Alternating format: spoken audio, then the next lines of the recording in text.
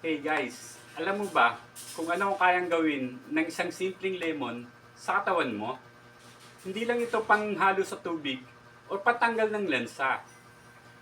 Ito rin ay may mga benepisyo na tiyak na magugustuhan ng katawan mo.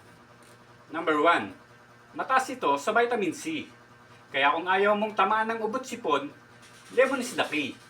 Number 2, nagpapaganda ito ng balat natin.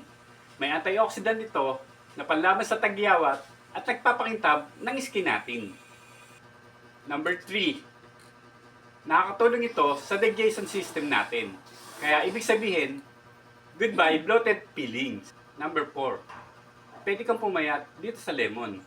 Dahil ang pag-inom ng lemon water sa umaga ay nakakatulong sa metabolism natin.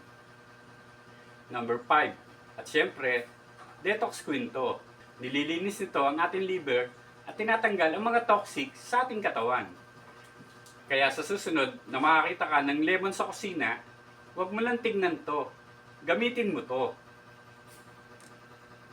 Lemon.